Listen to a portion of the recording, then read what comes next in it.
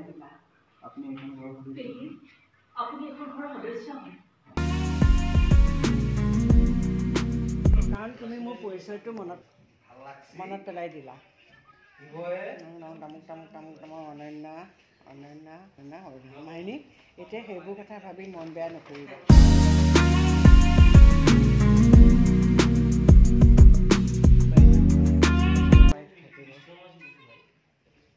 ইমান সপোন দেখিছিল দুইজনে ঘৰটোত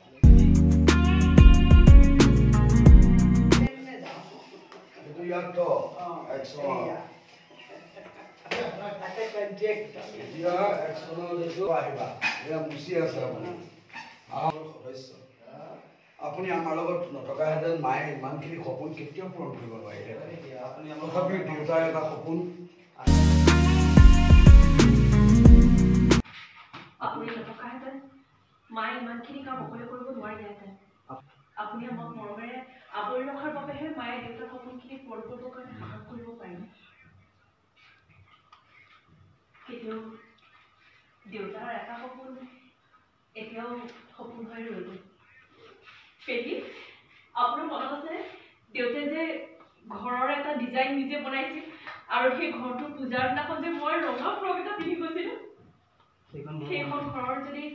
কাম সম্পূৰ্ণ হ'লহেঁতেন দেউতাৰ আত্মাই চাগে শান্তি পালেহেঁতেন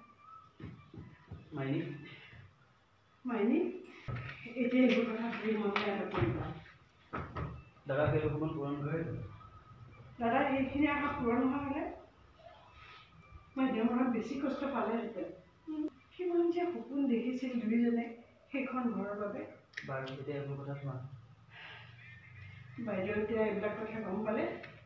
মনত বেছিহে কষ্ট পাব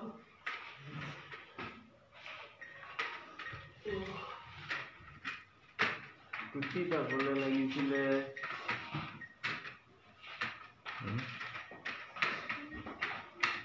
গৈছে দে হেল্ল' এতিয়া